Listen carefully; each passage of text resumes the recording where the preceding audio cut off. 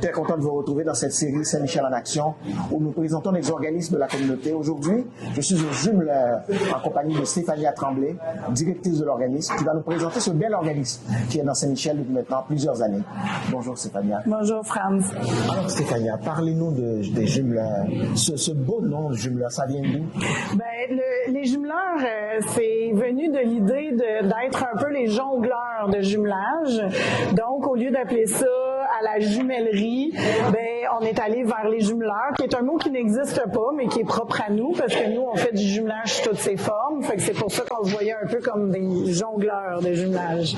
Et la clientèle que vous recevez ici au Jumeleur, quelle est la clientèle? Les populations qu'on dessert vivent avec soit une déficience intellectuelle ou un trouble du spectre de l'autisme ou un trouble de l'apprentissage. Cette troisième catégorie de population, elle est venue se juxtaposer aux deux autres, puis comme ils n'ont pas de diagnostic et ils n'ont pas de service à faire, donc, nous, ça nous permettait finalement de prendre ces jeunes-là qui allaient peut-être se retrouver devant rien, mais avec des besoins quand même particuliers. Est-ce que c'est une clientèle de jeunes comme de 18 ans et plus? Avant, on était à 18 ans et plus, mais dans la dernière année, on a développé un projet puis on a décidé d'accueillir des jeunes à partir de l'âge de 14 ans jusqu'à 77 ans. Là. Et ces jeunes-là sont référés par les parents, par les organismes, par les écoles, par qui? Un peu tout le monde. Les organismes, les écoles, le CIUS, qui nous réfèrent beaucoup de jeunes, surtout dans le cadre de notre programme d'intégration socio-professionnelle. Les parents, les résidences, vraiment tous ceux qui nous connaissent ou qui ont été référés à nous. Et ces jeunes-là qui viennent au Jumeleur, qu'est-ce qu'on leur offre comme activité, comme service? Comme activité, on a comme deux programmes forts, dont un qui est l'intégration sociale. Donc, c'est vraiment des activités de loisirs, sportives, sur l'alimentation. C'est vraiment de la culture, peu importe, là, tout ce qui leur plaît, tout ce qui leur tente, finalement, on va tenter de le mettre en action. Mais on concentre ça vraiment vers les saines habitudes de vie. Pour une bonne intégration sociale, être sain face à nous-mêmes, c'est du respect qu'on se donne, c'est du respect qu'on donnera aussi aux autres. Puis l'autre programme fort, c'est notre programme d'intégration socio-professionnelle.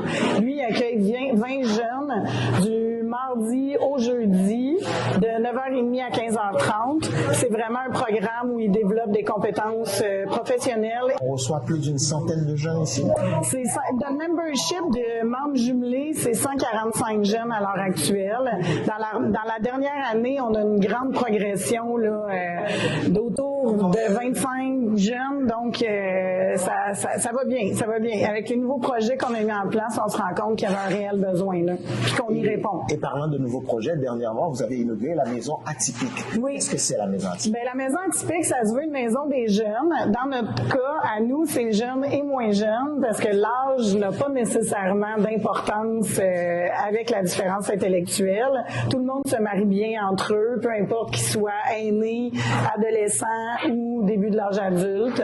Fait qu'on voulait pas faire de discrimination en ce sens-là.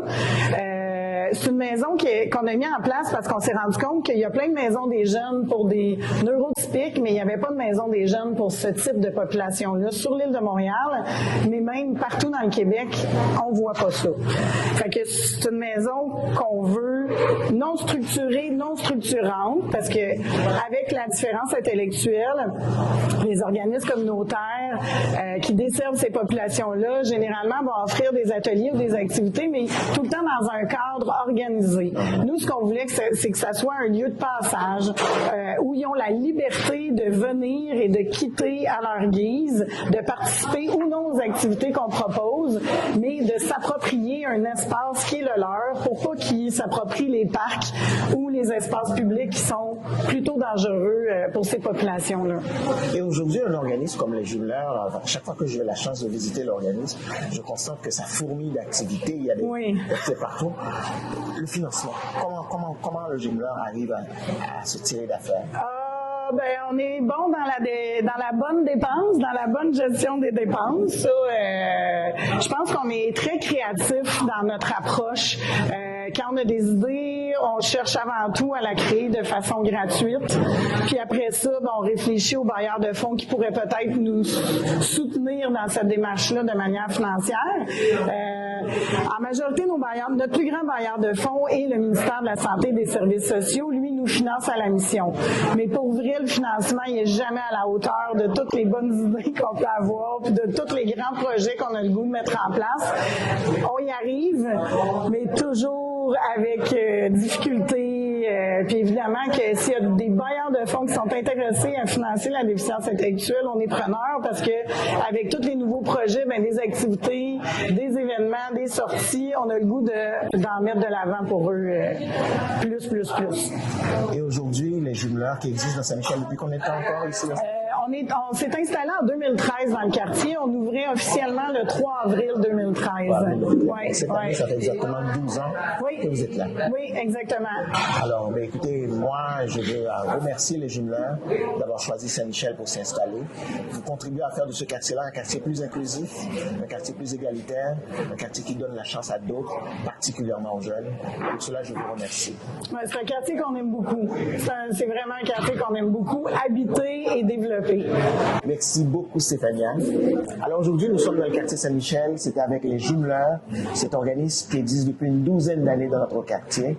Les coordonnées des jumeleurs apparaîtront au bas de l'écran pour de plus amples détails. Je vous invite à découvrir cet organisme qui fait tant de belles choses pour les jeunes de la collectivité montréalaise. À très bientôt.